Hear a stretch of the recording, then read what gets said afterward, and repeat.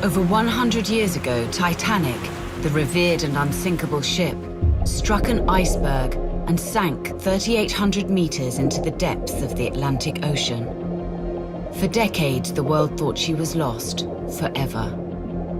I think Titanic was one of those great mysteries. How could it just fall off the face of the earth? More than 1,500 souls died that fateful night, their lives inextricably linked to one of the most tragic maritime disasters in history. On every dive I make to Titanic, I take a moment to remember where I am and what happened here, and to be connected to it. Since her disappearance, Titanic has become the holy grail for deep-sea explorers who set out on a race to find her. Fantastic! All right!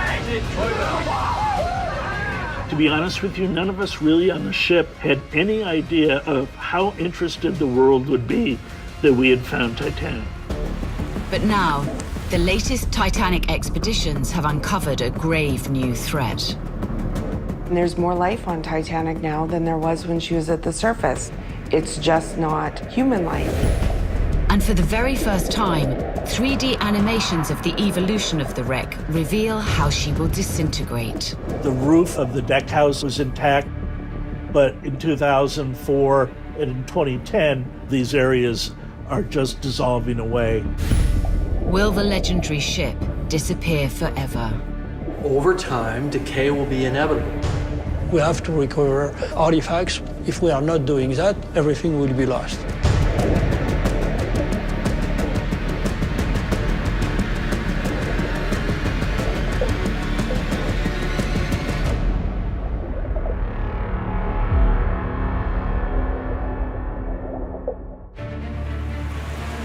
The legendary Titanic has fascinated historians, scientists, and the public for decades. Since her discovery in 1985, the Titanic wreck has been analyzed by experts to determine the cause of her sinking. While every expedition gets closer to revealing more clues about the infamous ship, one major discovery is concerning experts. The wreck is being engulfed by bacteria that consume hundreds of kilograms of iron a day, posing a serious risk to the site. During the sinking, the initial impact will have twisted and turned metal, and those twistings and turnings have actually opened cracks in the steel that have now made it much more available to biodeterioration. Naturally forming bacteria in the environment attach and start degrading the wreck. Over time, decay will be inevitable, and that collapse will trap objects inside the ship that could be of some kind of historical value. World-renowned Titanic experts are returning to the wreck site for the ultimate expedition. Their mission is critical. Dive down 3,800 meters to help scientists tell how much longer it will be before the superstructure disappears forever. Financed by American deep-sea explorer and submarine pilot Victor Vescovo, this expedition will determine the current state of the wreck. And for the first time ever, 3D animated footage reveals Titanic's evolution from when she first set sail to her time underwater after sinking on April 15, 1912, up until today. Battered by fluctuating currents and seawater, the wreck's different stages of rapid degradation in the extreme environment on the ocean floor are shown in these animations, a major concern for the world's leading Titanic explorers.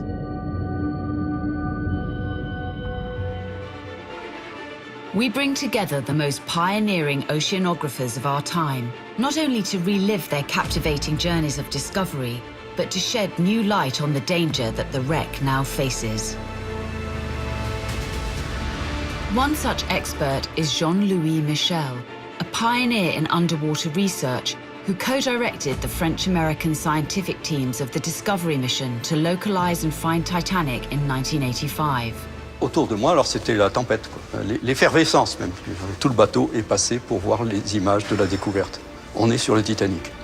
And Paul-Henri Nargeolet, a former French Navy diver who has led 7 expeditions to the wreck. He is considered the savior of Titanic's relics. We found some little box with jewelry. It was a big emotion because, you know, it's like if you are opening a treasure box. And Patrick Leahy, technological innovator, submarine builder, and the last man to see the wreck in person. It was a dream to one day dive the Titanic. Obviously, it's a very alluring wreck. You know, it's one that we've heard about for decades, if not more. You know, a tremendous human tragedy. So I definitely wanted to see it, and I figured one day I would. And James Cameron, an explorer as well as an innovator in underwater marine and movie technology. There was this powerful, almost magnetic attraction to find out what's down there. That great mystery of what's down there in the darkness.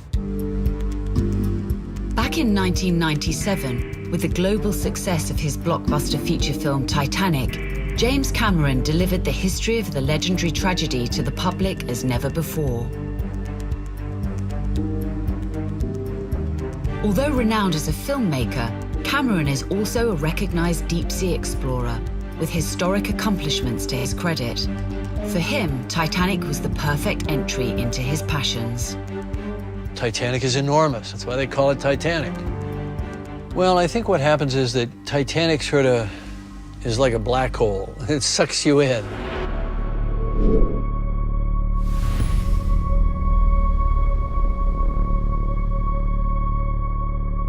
I'd studied the history of it a great deal. I'd become a member of the Titanic community, many of whom are interested in the events of the sinking and so on. And I think Titanic was one of those great mysteries. How could it just fall off the face of the earth? To understand the impact of the ocean liner's disappearance, we must return to her origins when Titanic was already a world wonder. The construction of the Titanic begins in 1909 in Belfast, Ireland, and takes over 3 years to complete.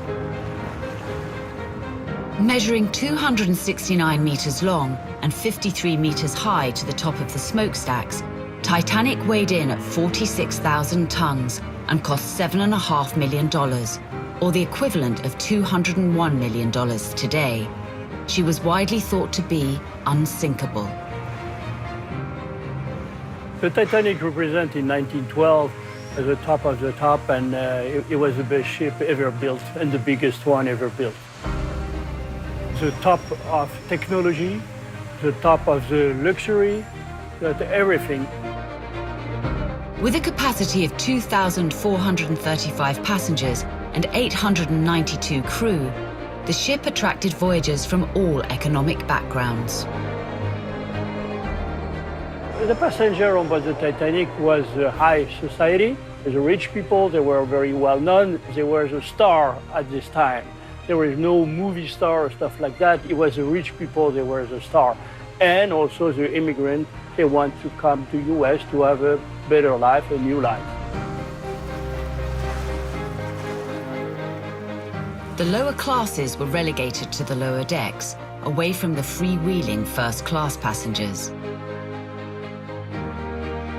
But for the aristocratic adventurer, the Titanic was designed to entertain and delight at every moment. With luxurious decks and quarters, a heated swimming pool, a gym, cigar lounges, a photography room, posh dining areas, and even Turkish bars. Everything had been thought of, and no comfort spared. For the wealthy, the 7 days spent sailing to reach the shores of New York City would be a chance to live the dream. But that dream would soon turn into a nightmare. The Titanic tragedy took place because in 1912, the winter was very warm and a lot of icebergs were there, and that's why it was possible for the Titanic, who was running by far too fast, to hit one of the icebergs.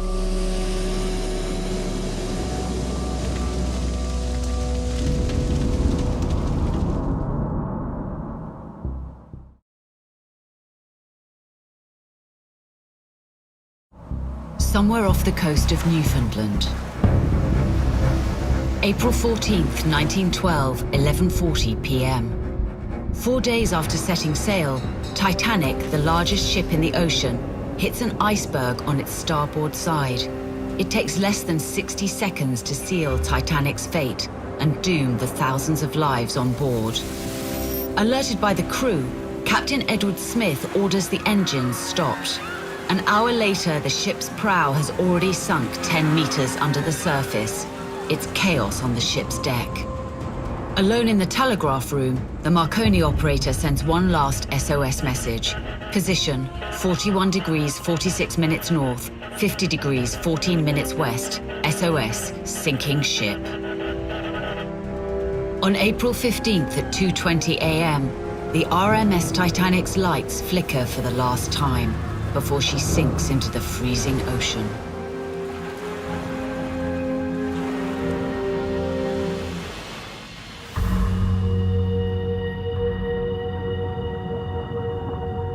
In under 3 hours, the Titanic vanishes from the surface of the sea. Of the 2,230 lives aboard, over 1,500 people, a majority third-class passengers and crew, perish, reaching their final destination along with the ocean liner at the bottom of the sea. On land, news of the disaster travels around the world. The ocean liner Carpathia rescues over 700 passengers and crew from where Titanic sank. But hope for more survivors quickly fades, and the ship disappears without trace.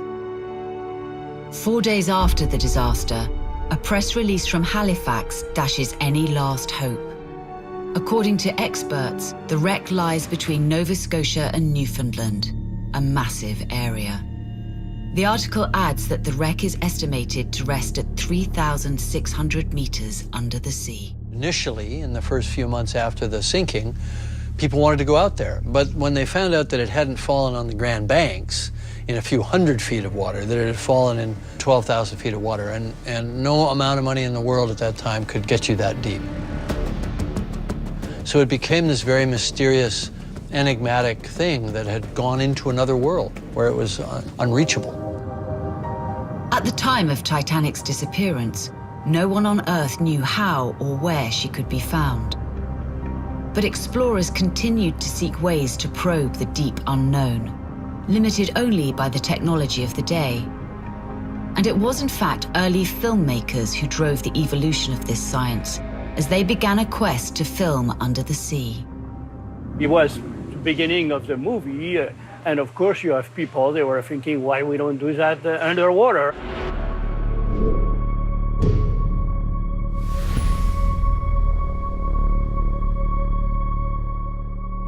They were trying to build some boxes to put their camera inside. And you know, even today, you have to be very careful when you're doing that, and you have a lot of trouble. In 1916, one particular experiment became the trailblazer of underwater photographic technology. The Williamson brothers adapted a naval telescopic system originally meant to recover sunken vessels for photography. This technology is used with an underwater camera to make their feature film 20,000 Leagues Under the Sea. Years later, on August 15, 1934, a new world record is set when the American engineers Beebe and Barton descend in their cast iron bathysphere to 928 meters below the ocean's surface. When William Beebe built this sphere, of course he wanted to test it first with nobody inside. And when the sphere come back to the deck and they start to open it, it was full of water with pressure, and they were like a big, you know, a big storm of water coming on the deck. But they fixed the problem, and after they go inside and they went down deep. And it was really the beginning of deep diving. From here, the sphere set the standard for underwater vehicles, paving the way for many giant leaps in technology and manned submersibles. Here in Sebastian, Florida, one of the world's most innovative engineers is responsible for taking submersible technology to the next level. His submarine is the most recent to have dived to the Titanic wreck in August 2019. We made 5 dives to Titanic. And I had the privilege of making 3 of those dives. You know, being able to physically see something with your own eyes, experience it in real time.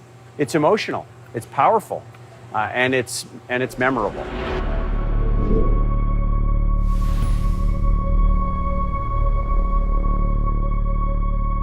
The first sub that we built that was capable of reaching Titanic was the limiting factor. Because the sphere alone isn't enough to protect against the pressure exerted at 900 meters below, when designing the limiting factor, engineers turned to titanium, a strong and lightweight material that can withstand pressure at the ocean's deepest depths, and syntactic foam for buoyancy to ensure a vehicle's ability to return to the surface. Fellow oceanographer Paul-Henri Nargelet is a close friend and collaborator of Leahy's. Welcome. Good to see you back. He travels the world in search of the latest innovations for his future expeditions to Titanic. The limiting factor is 12 ton, 11, 12 ton, which is very light, you know, for going much deeper. And the good thing with the LF, you can launch the LF from the ship, recover at night, and back and forth, and you can dive almost every day in very deep water. That's a big, a big progress in the technology. As technology continued to progress, numerous attempts to reach the wreck tried and failed. And it wasn't until the 1980s and the development of highly advanced manned submersibles that crucial progress will be made. The US and France possess the most innovative underwater technologies in the world. In 1985, they come together, and the real race to find Titanic began. The first international campaign, a cooperation between the Woods Hole Oceanographic Institution and the Ifremer Institute, is co-directed by the American Robert Ballard and the Frenchman Jean-Louis Michel. At the time, the French oceanographer is developing a state-of-the-art sonar called SAR. Nous estimions qu'il fallait 30 à 40 jours pour trouver le Titanic. Mettre des moyens comme ça, c'est énorme. Personne n'avait décidé d'investir dans des recherches aussi massives pour trouver le Titanic.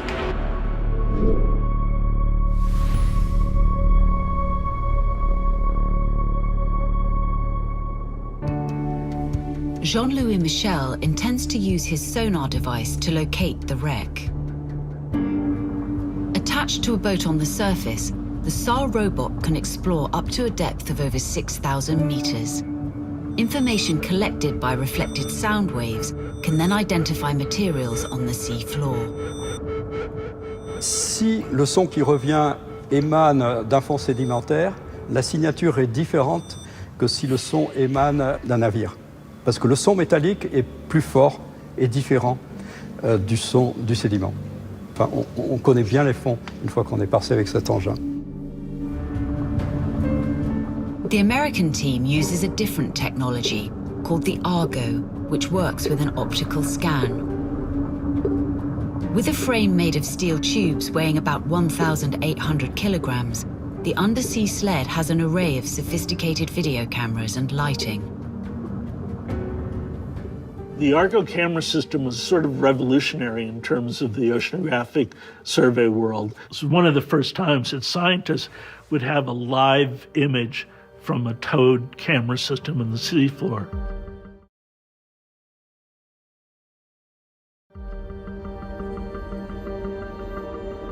The Americans and the French hoped to uncover debris from the Titanic by scanning as much of the seabed as possible. But before sailing off, they must define a search area. For 3 years, Jean-Louis Michel and his team gather survivors' accounts, pore over reports by investigative commissions, and check the logbooks of nearby ships, looking for errors in the ship's position to carry out an efficient and scientific investigation. Alors, on a pris des bateaux qui étaient directement concernés. Le Californian, il voit le Titanic à une certaine distance, avec un certain angle. Ça me donne un complément d'information, mais sans plus. Jean-Louis Michel estimates that the speed of the Titanic is between 21 and 22.5 knots. The location and speed of the rescue ship Carpathia is also recorded. By using this information in coordination with Titanic's route, the explorers hope to locate the whereabouts of the wreck site. Là, sur le livre de bord, ils ont reçu le message du Titanic, ils déroutent. Ils se déroutent de leur trajectoire normale. Donc, le Carpathia est arrivé, et 2 heures après le naufrage, ils chopent les chaloupes. Et on arrive à une zone, on n'arrive pas à un point. The search area is narrowed to a 20 by 20 kilometer zone, measuring approximately 400 square meters. Still, Jean-Louis Michel's calculations are an estimation. Would it be enough?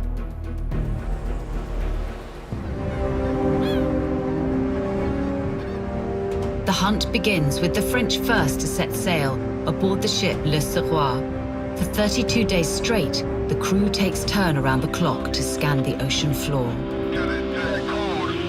On August 7th, Le Roi and its towed robot have scoured over 80% of the defined area, 320 square kilometers. But SAR provides disappointing information. There is no shipwreck. Could they be looking in the wrong place? On August 25th, the American team, headed by Robert Ballard, arrives on site to take up the search and comb through the remaining 20%, an 80 square kilometer zone. Aboard the Nore, Jean-Louis Michel joins the American engineers and technicians, including Bill Lang. Bob Ballard had an idea that we didn't need to look for the hull of the ship, but a ship as big as Titanic should have a lot of debris associated with it on the seafloor. That debris, in conjunction with the hull of the ship, is a much bigger target. The hull of a ship is maybe 900 feet long. The debris trail could be a mile long. That's 5,280 feet. So it's a lot bigger target to go and look for small debris. And that's why we used the Argo to go and look for that debris trail. And for days upon days, we got nothing but mud. People would get excited if we saw a fish or a rock. On scrutait des images du sédiment à n'en plus finir. Le sédiment, c'est la morne plaine. Okay? C'est la Lune. At midnight on September 1st, I was on the watch from 12 midnight to 4 a.m. About 45 minutes to an hour into that watch, we started seeing some objects on the seafloor and knew that they were man-made. Moi, en français, je dis « ça mord ». Ça mord, ça bouge, il y a quelque chose qui change. The team watches anxiously for potential evidence of the elusive Titanic wreck site. And finally, the wait is over. As we went on, all of a sudden, a boiler came into the field of view, and Jean-Louis Michel screamed, "Boiler!" Ooh, that's fantastic! All right! Boiler! Oh, yes, yes. We're gonna feel this too. Oh, yes, I'm sure it's a boiler. I see. Yes.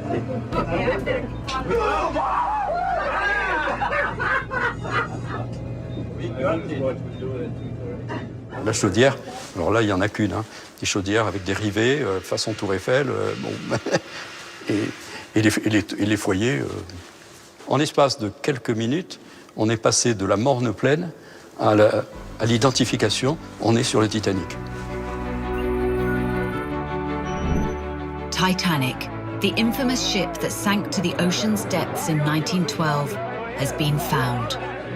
And although the French came very close to discovering it first, it is the American team that finally solves this mystery. To be honest with you, none of us really on the ship had any idea of how interested the world would be that we had found Titanic.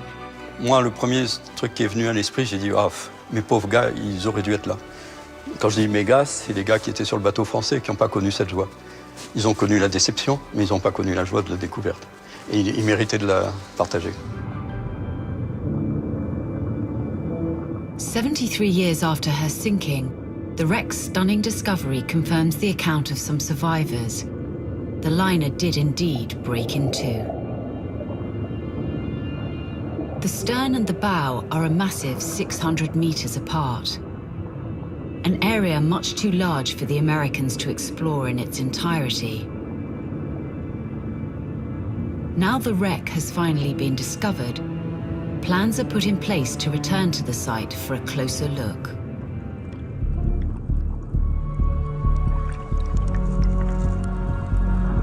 (1986), only 11 months after the wreck's discovery, oceanographer Robert Ballard, aboard the submarine Alvin, returns to the ruins of the giant ocean liner.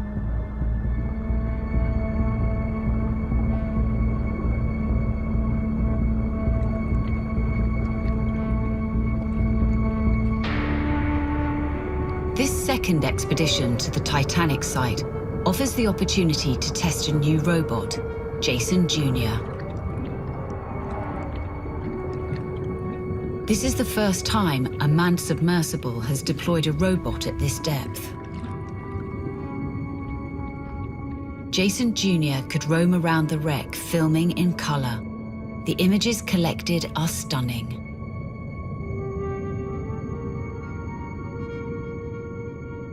I was actually in my first week or so of filming Aliens in England, and I wasn't paying attention to the news at all. I think I probably heard it in the background somewhere that they had found the Titanic wreck. And then I think when I got back and I was finished with Aliens, I was just watching TV, I think even with the sound down, and I saw a picture of the Jason Jr.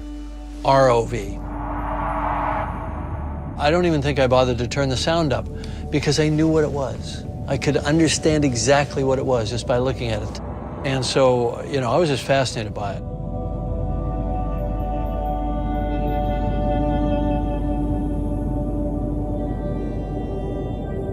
During the first dive with Alvin came up upon the steel wall. And Bob describes this as this just dark steel barrier that saw no end. So it really wasn't until later that we started seeing from the video from Alvin those things and hanging down everywhere, and we had no idea what they were. Nobody had really seen those before. These structures that cling to the hull, resembling rusty icicles, are aptly named rusticles by Robert Ballard. It just looks like the ship has been dripped in wax. Just brown wax has been poured over. These rusticles are seen on the hull's surface. Is this unidentified growth mere rust, or could it be a greater threat to the Titanic?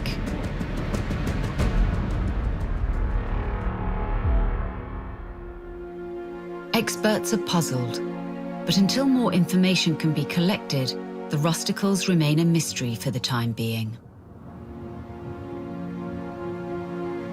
The priority of the early Titanic expeditions was preservation. During his return expedition, explorer Robert Ballard found himself overcome with emotion. As he glides over the field of debris around the wreck, Ballard discovers a multitude of small objects and personal belongings scattered over the ocean floor, bringing home the magnitude of lives lost. And all that's left of human signature are their shoes. And all around the Titanic are pairs of shoes. Mother's shoes next to daughter's shoes, men's shoes, crew members. These are the tombstones. Now, I wasn't expecting to be hit by it. See, I went in there, you know, totally under control, so to speak, and I was blown away. It was a very moving experience that I did not expect to have. A vast field of objects stretches out before Robert Ballard's eyes. Hundreds of thousands of items are spread over less than 2 kilometers between the ship's prow and stern.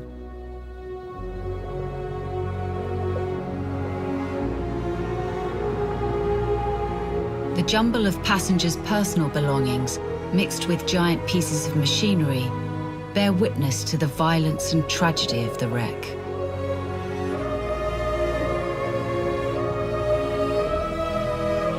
A portion of the debris field is nicknamed Hell's Kitchen due to the many cooking utensils strewn about.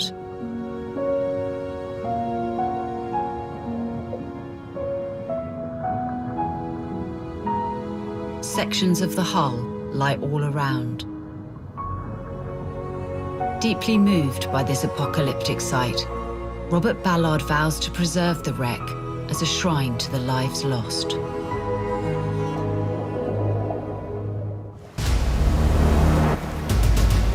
But despite intense campaigns against bringing up artifacts from the Titanic, 2 years after its discovery, a French-American team sails off on a 2-month expedition. Its goal, to salvage objects from the sea floor and enable the world to learn even more about the Titanic and its passengers. To carry out this deep-sea archaeological excavation, in 1987, the French Nautil is chosen over the American Alvin. As the Alvin belongs to the US Navy, it is not authorized for private expeditions. Today, the famous yellow submarine is still in operation and remains at the cutting edge of technology. To date, Nautil has made a record 119 dives to the Titanic. 9 of these were piloted by Jean-Paul Justiniano. Le pilote est en position de travail, il est positionné sur le ventre et il peut, à pleine main, récupérer sa poignée de bras et pouvoir faire tous les mouvements indispensables pour la maîtrise des bras extérieurs.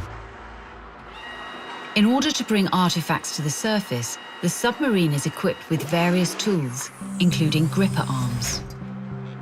A genuine Swiss Army knife of the deep, the Nautil is capable of operating at over 6,000 meters under the sea.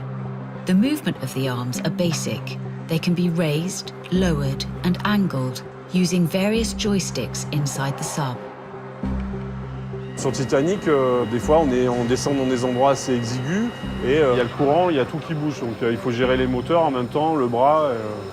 C'est assez, des fois c'est pas simple.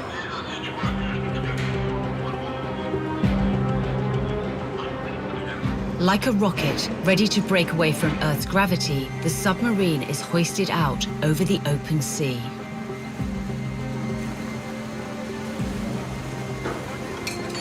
The winch lets out several meters of cable, and the Nautil plunges into the big blue.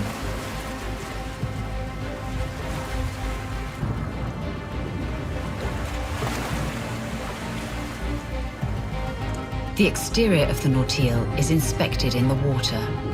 At this point, any error could lead to a deadly chain of events. Inside the sphere, the final checks, all ready.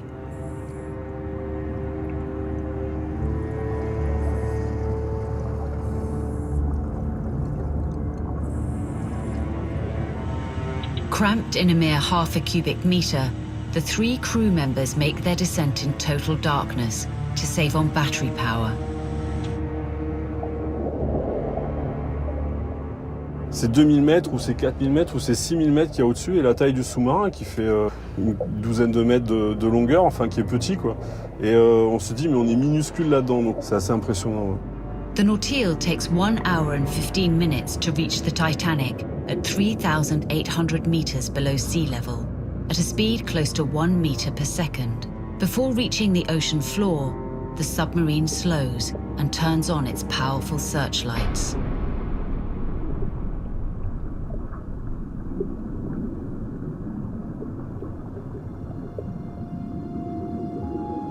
Over the course of 32 dives, over 1,800 items were brought back up with Nautil's basket, or with elevators capable of hauling heavy loads.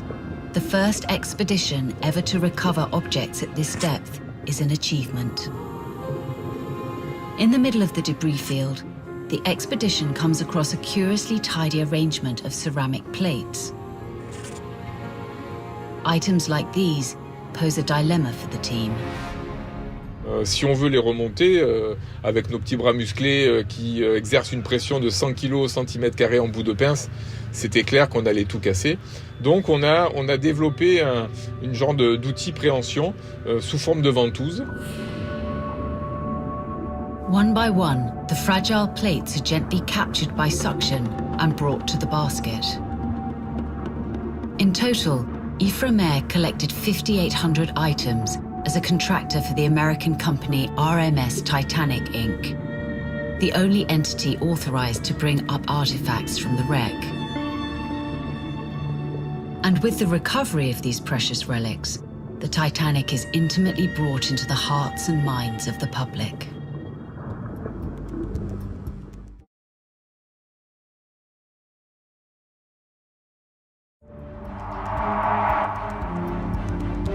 Las Vegas, the world's largest exhibition dedicated to the famous ship, brings together all of the iconic items. In the early 1990s, the battle intensified between those who wanted to rescue Titanic's artifacts and those who saw the site as an inviolable sanctuary. For Paul-Henri Nargeolet, these recovery missions are essential to preserving the history of the Titanic. We have to recover artifacts, we have to recover even pieces of the ship and preserve them on surface, and we can save them for the next future generation. If we are not doing that, everything will be lost. In the open air, artifacts deteriorate rapidly. To ensure long-term conservation, delicate relics are treated and cleaned by engineers and jewelers. Items are immersed in chemical baths and metallic pieces treated with electric current. Certain items may need several years to be restored. The recovery of Titanic's artifacts goes even further, when in 1994, expedition leader Paul-Henri Nargeolet discovers an enormous piece of Titanic's hull lying on the ocean floor, measuring 8 by 7 meters and weighing 18 tons. Nicknamed the Big Piece, its recovery is a huge challenge, costing millions of dollars. We don't have a big crane or big ship for doing that, and we were using what we call lift bag, full with the diesel fuel of the ship. Each bag has a capacity of 20 tons of fuel, and each bag will give us, at the depth of the Titanic, 3 tons of buoyancy. Nothing like this had ever been achieved by any archaeologist before. One by one, the fuel bags filled with diesel are attached. Step by step, we were releasing this bag. That is good with this system.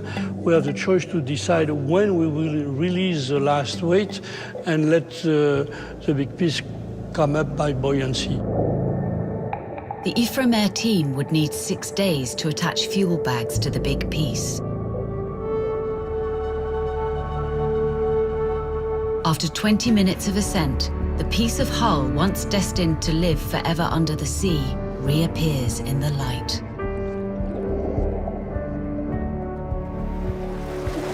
This monumental 8 by 7 meter remnant originated from the starboard side of Titanic. Today, it is no less than a miracle to see a piece of the Titanic preserved so well, but other parts of the ship, still underwater, may not be as fortunate. Since 1985, when the discovery of Titanic revealed the rust-like formations covering her entire hull, explorers wondered what these formations were and what damage they were doing.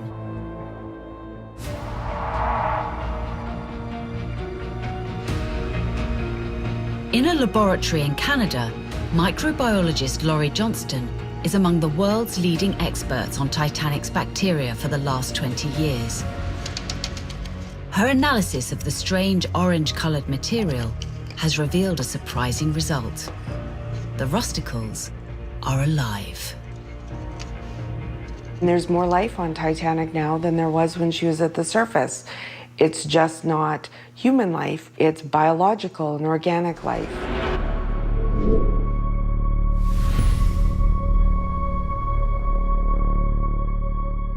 So you can see the stratification within the resticle itself, and it's almost like tree rings as it builds up over time. This here, you could see the glinting black are tiny pieces of coal within there. So during the sinking, the coal that had come out from the boilers had been in the water column. So coal dust must have landed on here, and it's been incorporated into the resticle itself. In the early 20th century, no scientist imagined that any form of life was possible down in the abyss. But in her sinking, the Titanic brought millions of bacteria down from above. A find as surprising as if life had suddenly been discovered on the surface of the moon.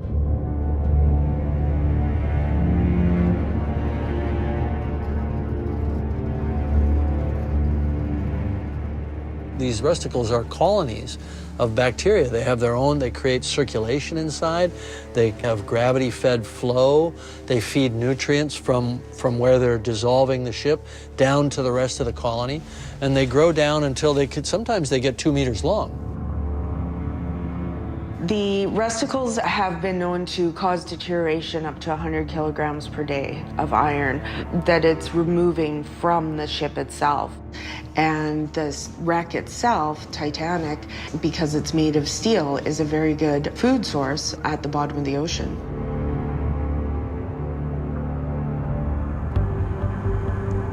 For decades, rusticles have grafted onto the hull.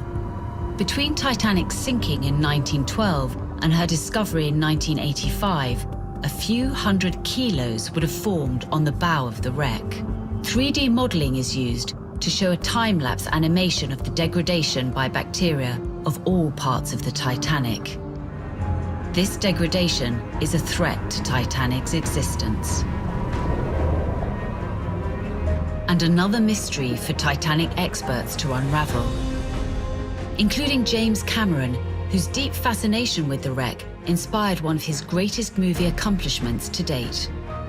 This is not an exaggeration to say that I actually made the film because I wanted to go and dive to the Titanic wreck. And then I had to make this movie. Okay, all right, I'll make the movie. And then that worked out well. And so then I could afford to go some more. So why not? His interest in the world under the sea began at an early age. That particular picture was taken when I was 14 years old. I was fascinated by underwater things, and I had seen an underwater habitat at the Royal Ontario Museum. And I did sketches of it and so on, and I got very excited, and I decided to build my own. And I put my pet mouse in that, and I lowered it on a rope down to the bottom of a nearby river. So it went down about 20 feet, and the mouse was fine, he survived. 44 years later, James Cameron is the first man in history to make a solo dive into the Mariana Trench, the deepest place on Earth, at 10,908 meters below sea level. His objective has always been to explore the abyss. An undisputed expert, his passion is inseparably linked to his quest for the technology and engineering needed to bring him closer to the Titanic. I was fascinated by the idea of the very deep ocean. I loved everything about the ocean, and I wanted to see ROVs, I wanted to see robotics, I wanted to see submersibles. In 1991, a new expedition to dive down to the wreck on the Russian Mir submersible is organized to capture rare images for a unique purpose, an IMAX movie aimed at the general audience. I said, if they can do it on an IMAX budget, which is a couple $1 million, I can do it for a theatrical feature budget that might be 10 or 20 times that. And I thought, I'm going to Titanic.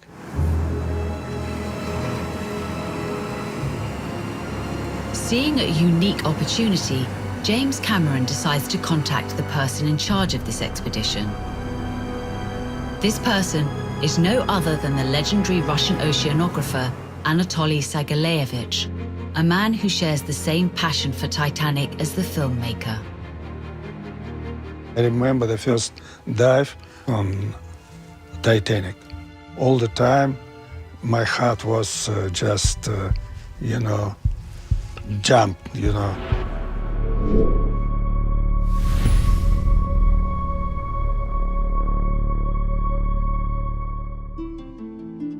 Despite 10 years passing since they last met, Anatoly Sagaleyevich and James Cameron remain close friends. Their numerous missions together have bonded them like no other oceanographers. I wish there were more scientists like you, Tolia. I wish everybody in the world could understand that to be a scientist and an engineer and an explorer doesn't mean that you live only in your head. Anatoly also lives strongly in his emotions, and to me, he's the ultimate human being. It balances the mind and the heart. Back in 1991, Russian crews used the Mir submersibles for the IMAX expedition to Titanic.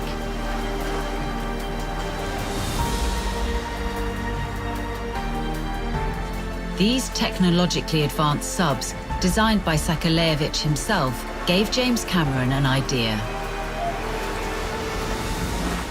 Why I chose to work with the Mirs? There are two. There are two subs. So the number of characters that you have in the story is the number of vehicles that you have minus one. You have one vehicle, you have no character, right? You have two subs. Yeah, sure, you can do images, and you can have the other sub stay out of frame and just light things up. The second that sub enters frame, now you're telling a story. And that's different, and we were there to tell a story. Mir 1 just shoot it, and Mir 2 made some lighting or just made some kind of entertainment like an actor.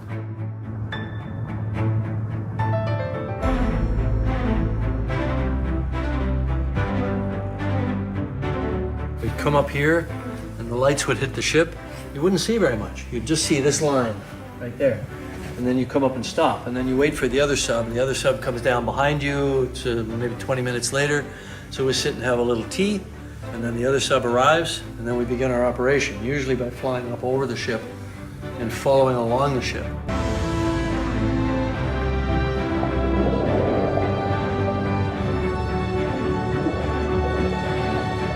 It's Titanic, dude.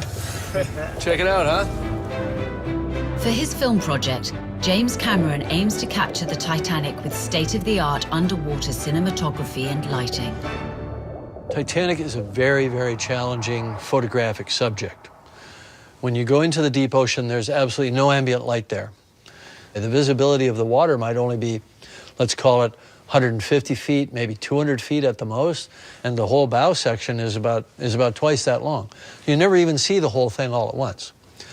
And you have to just bombard it with light because it's reddish orange. It's the color of rust. And the red color doesn't travel through water very far. So it's like the wreck just sucks your light. So you have to dump enormous amounts of light on it. So we put more lights on these poor Mir submersibles than they'd ever had on them before. We were bolting lights on, and I kept saying, let's add one more, let's add one more. And Anatoly's like, oh my God. But we went down there and we lit the place up. It takes James Cameron and Anatoly Sagaleyevich 12 dives to scout and complete the shoot. But the footage they captured was unlike anything the world had ever seen.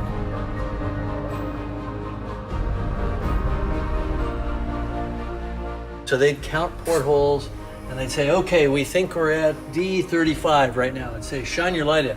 Meanwhile, I'm inside the ship with the ROV, and I'd see a light come in. I'd say, oh, you're at the wrong window. Go to the next window.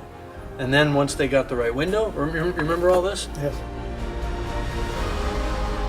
But all the underwater technology and lighting at Cameron's disposal was still not enough to capture the necessary details for his Hollywood blockbuster.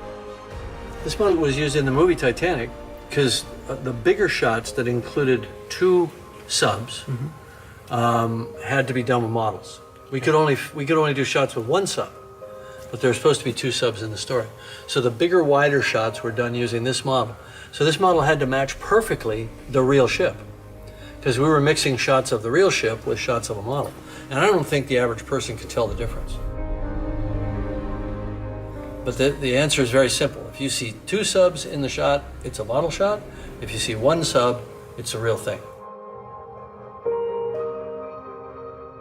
Jim once asked me, Toля, what do you think? How many Oscars? I said him,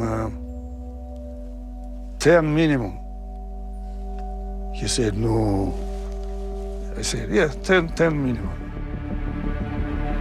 The movie eventually took home 11 Oscars. Although it cost $200 million to make, it grossed over $2 billion. The film helped spread the legendary story of the Titanic worldwide, across all generations.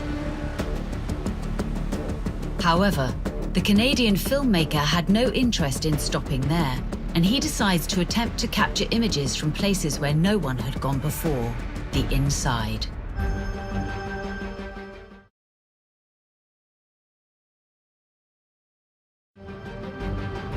Ten years after their expedition to the wreck for the blockbuster movie Titanic, James Cameron and Anatoly Sagaleyevich team up again for another 3,800-meter dive in 2005. This time, they will attempt to go even further. Back aboard the Mir, James Cameron pilots an innovative robot vehicle equipped with cameras to conduct an archaeological study inside of the wreck. He reveals and documents spaces in the Titanic that no one has ever seen before. We used a very different methodology, which was the fiber optic that spools out. The vehicle doesn't have to worry about fouling, and it doesn't have to worry about coming back out the same way. I'm not sure if this is clear to people, but we would fly wherever we wanted inside the ship, upstairs, downstairs, down elevator shafts, through rooms and so on, and leave behind thousands of feet of the fiber.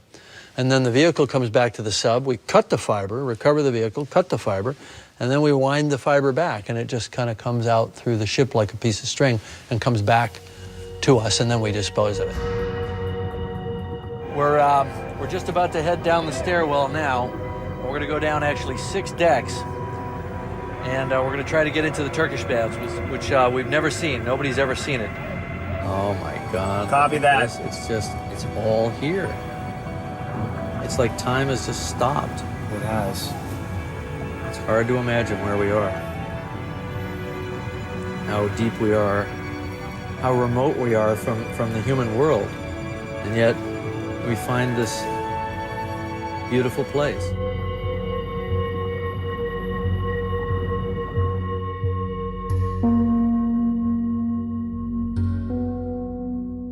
When you're moving around inside the ship, you feel like you're either in a cave or you're in maybe an earthen tunnel where the roots of trees are coming down into the space you're in, but it feels very organic.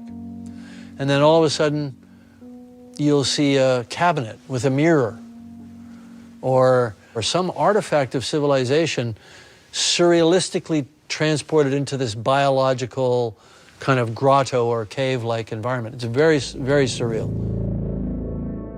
Back at the James Cameron studio, his model of the Titanic has become a 3-dimensional representation of the bow of the wreck, as it was in 1997. It is now possible to observe the damage. You can see this collapse back here was caused when it initially hit. Right in the first few seconds of the ship plunging, the water pressure blew the mast back and slammed it back into that position. And you can see where it's actually bent, just like you'd bend a Coke can, you know? It's just bent right there. But then the weight, the gravity, has slowly brought it down, and it finally just collapsed. And it was already down when I was out there in 2005, so that's 10 years after my first expedition. It was already down. I think it's quite the way down now, collapsed in pieces. At the bottom of the ocean, like a trampled twig, the mast is unrecognizable. Originally, in 1912, it stood on the bow and carried a crow's nest. It is from there that the lookout caught sight of the iceberg. But now, attacked by corrosion, the mast has collapsed, and the crow's nest, which was previously visible, has broken apart, crumbling under the rusticles.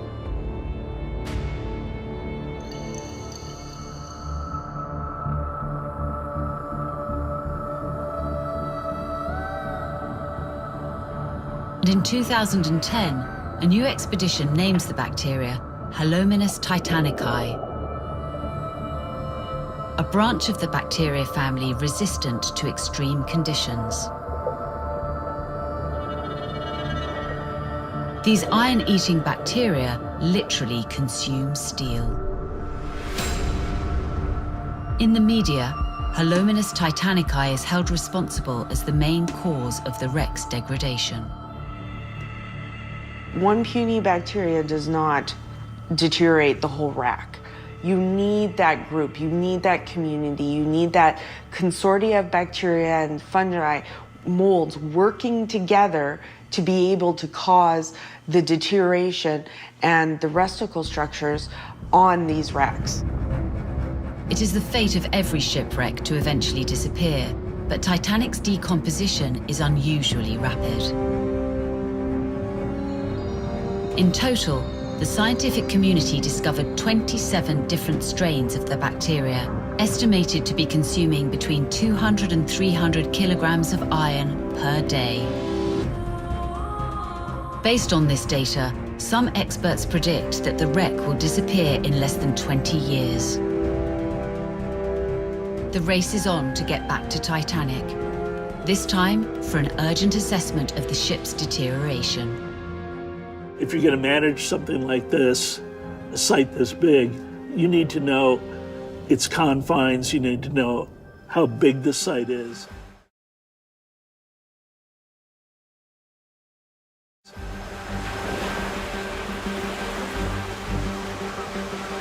The 2010 expedition maps out the entire wreck site in an effort to gather data on her degradation. Like archaeologists, the explorers make an inventory, the most complete that they can. The idea is to spot, identify, and measure all the elements on site. It is so far the largest ever scientific mission dedicated to documenting the wreck. We wanted to make certain that there wasn't any objects or artifacts or anything from the wreck that was quite a ways from the other concentration of items at the wreck site. And we're not looking at an optical image. This isn't a camera. We're looking at what's called acoustic reflectivity. In the camera world, it would be sort of the shininess of an object.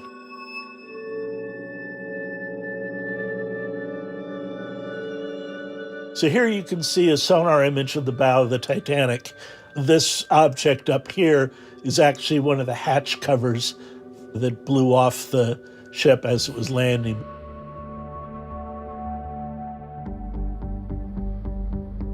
On one side, the stern, completely destroyed. On the other, the bow. And in between, the vast field of debris. For the first time, the site can be visualized in its entirety. But Lang's work was far from done. He prepares the biggest photo project ever undertaken. And this time, it's not about discovery, but about preservation. We wanted to create an image of the wreck site as if you were walking on the seafloor and came up to this and there was no water there. That's a big undertaking. During the 2010 expedition, hundreds of thousands of images are taken. Centimeter by centimeter, the wreck is photographed. It takes Bill Lang and his team over 2 years to assemble the pictures to create impressive photo mosaics.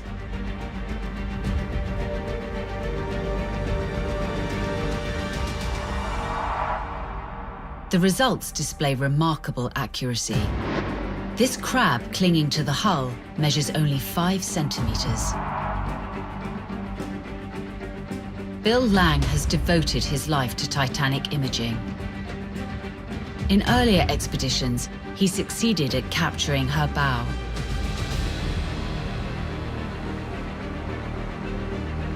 In 2010, by comparing his photos, it is possible to see the evolution of the wreck.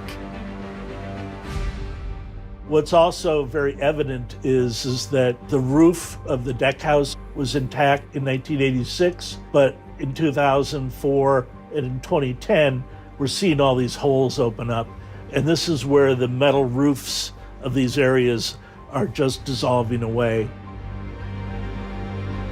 At this stage, the entire wreck is in danger, at the mercy of an invisible enemy. Scientists are researching how many elements, including bacteria, oxygen corrosion, and currents, are causing irreversible damage to the steel colossus. But 9 long years will pass before anyone returns to check in on the wreck. Okay, Tom, last check. We're going to just have Tim, or maybe you can just secure your own hatch. August 2019, Patrick Leahy, Laurie Johnston, and Paul-Henri Nargeolet set out on the first expedition to Titanic in 9 years. Nose are down, you got 2 swimmers in the oil, you can start pumping down. Roger that. Turning pumps on now. Pump in? Yep.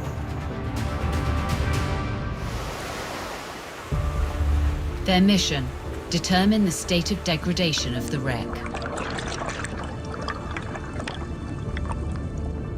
We toured the wreck. You know, we got up very close to the shipwreck, and we went around it in detail, front and back, debris field, and everything else.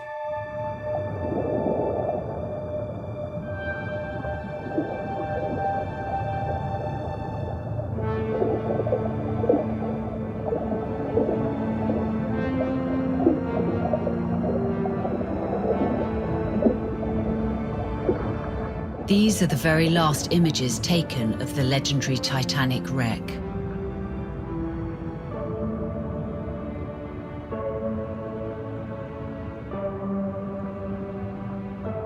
For Patrick Leahy, as for all explorers of the wreck, every visit to this site is an overwhelming combination of amazement and emotion.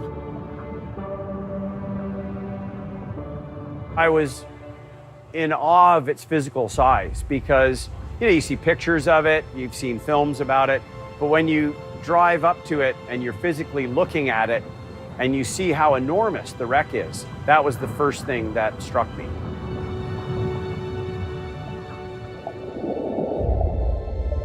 It was impressive because it was the scene of such human suffering, a tremendous tragedy. There's nothing there, obviously. And I don't believe in ghosts, but I do believe that human memory can overlay on reality, you know? And I started to cry. In that moment, I made myself a promise that on every dive I make to Titanic, I take a moment to remember where I am and what happened here, and to be connected to it.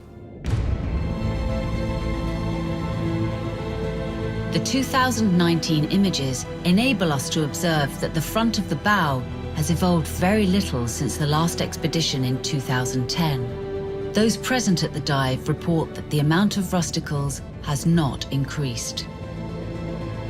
Deterioration continues, but it has not accelerated. The experts agree unanimously, the wreck will not disappear in the coming decades. Still, there are areas of the Titanic that remain at great risk, like the rear of the bow. The degradation here is a warning of how the future of the wreck could progress. What you can see here, this is the outer hull on the starboard side, and this is the outer hull on the port side. And this is called shell plating, and this is pulled away from the internal structure of the ship. So the internal framework, the decks and bulkheads were attached to the shell plating, but because of the impact of the bow section hitting the seafloor, the shell plating is pulled away from the internal structure.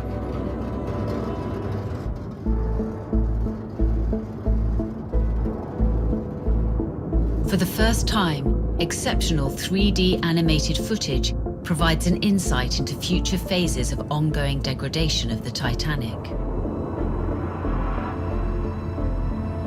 A future where the two parts of the hull break open like a book, where the stacked decks cave in and eventually collapse like a house of cards. But how long will it take for Titanic to transform from wreck into sediment? The degradation of Titanic will probably never stop. You know, the Titanic, it's an unbelievable story. And I say for sure, in almost 500 years, we will still see something on the bottom. And of course, it will be diminishing in size and volume throughout that time. But based on, knowing that what I saw was over 100 years old, there's no way at all that in another 10 years that the wreck will be fully consumed. Not even close. But will what's left on the bottom of the Atlantic still resemble the massive luxury ocean liner that once held over 2,230 lives on board? If you come back in 300 years, this will all be gone, this will still be here, and this will still be here. This may be sagged in, partially collapsed, some holes in it. This will still be here.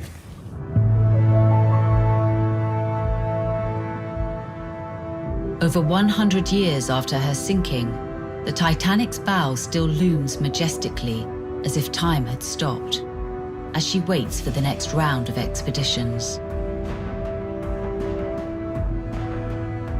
Titanic remains a legend and continues to rouse the passions of explorers and scientists around the world.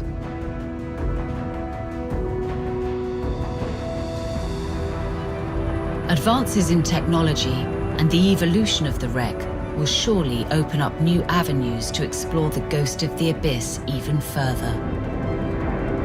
As always, despite the challenges faced, the impassioned Titanic explorers will race to preserve what they can before the ruins of the most famous of ships vanish forever.